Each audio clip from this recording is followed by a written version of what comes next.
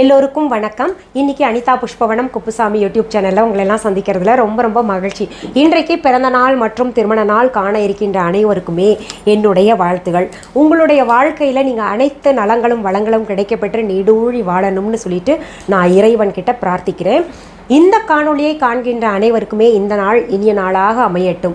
இன்னைக்கு இந்த பதிவில் நம்ம துவரம் பருப்பு துவையல் பார்க்க போகிறோம். ரொம்ப சுவையாக இருக்கும். பெரும்பாலும் இந்த துவையல் தெரிஞ்சிருக்கலாம் உங்களுக்கு, ஆனால் கூட ஒவ்வொருத்தருக்கும் ஒவ்வொரு ஸ்டைல் இருக்குது இல்லையா? அதனால் நான் செய்கிற இந்த துவரம் பருப்பு துவையல் எப்படி இருக்குன்னு நீங்கள் பாருங்கள்.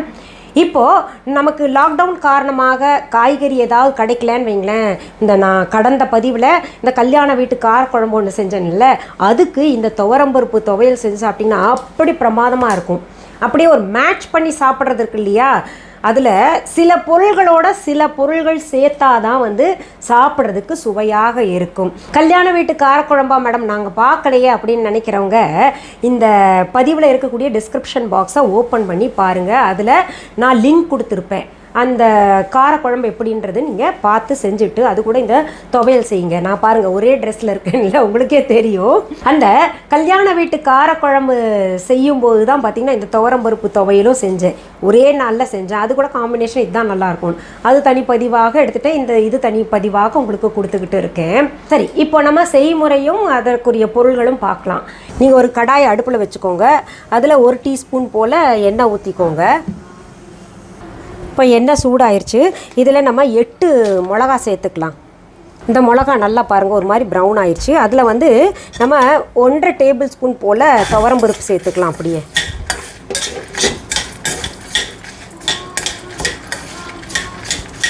இது கூடயே நம்ம என்ன பண்ணணும்னா 5 பல் பூண்டு சேர்த்துக்கலாம். இந்த பூண்டு போட்டால் ரொம்ப பிரமாதமாக இருக்கும் இந்த துவையல்.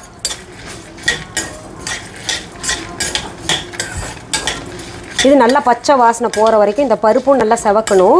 நல்லா வதக்கிட்டே இருங்க.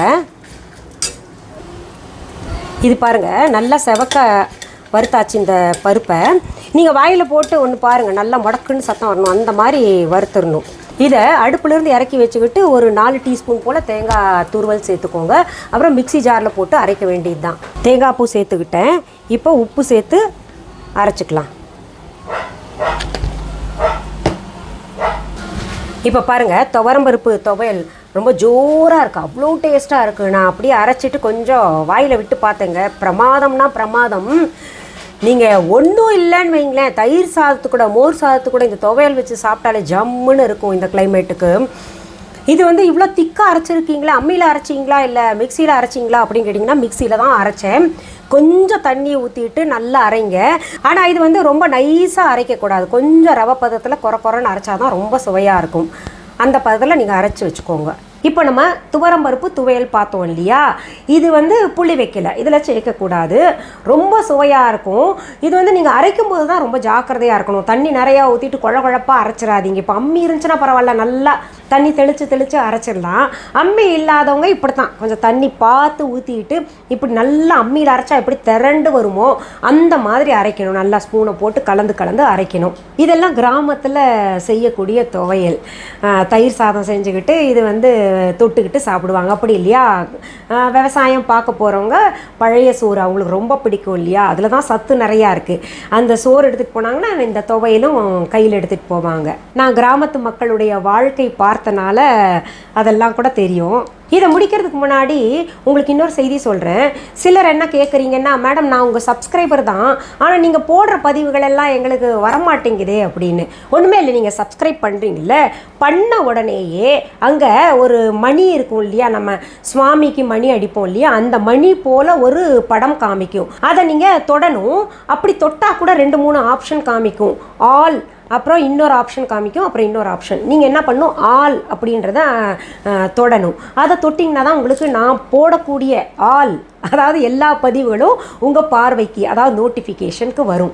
நீங்கள் பார்க்கக்கூடிய என்னுடைய பதிவுகள் கூட உங்கள் வாட்ஸ்அப் குரூப்பில் உங்கள் தெரிஞ்சவங்களுக்கெல்லாம் ஷேர் பண்ணுங்கள். மீண்டும் அடுத்த பதிவில் உங்களை எல்லாம் சீக்கிரத்தில் சந்திக்கிறேன். அது வரைக்கும் நன்றி, வணக்கம்.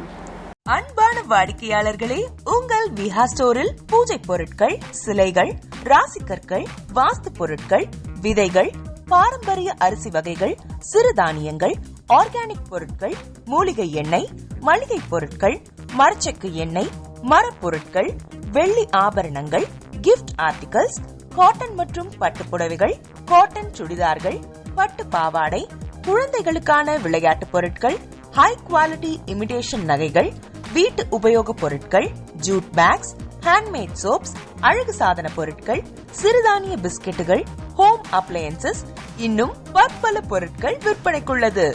விஹா ப்ராடக்ட்களை நீங்கள் வாங்க விரும்பினால் அது எங்களுடைய viha.online வெப்சைட் மற்றும் சென்னை ராஜா அண்ணாமலைபுரத்தில் உள்ள எங்கள் விஹா ஸ்டோரில் மட்டுமே கிடைக்கும் என்பதை தெரிவித்துக் கொள்கிறோம். வேறு எந்த ஆன்லைன் வெப்சைட்களிலும் விஹா ப்ராடக்ட்கள் விற்பனைக்கு கிடையாது என்பதை நீங்கள் கவனத்தில் கொள்ள வேண்டும். எங்கள் விஹா ஸ்டோரின் விலாசத்தை கண்டறிய கூகுள் மேப்ஸில் விஹா ஸ்டோர் என்று டைப் செய்தால் வழியை கண்டறியலாம்.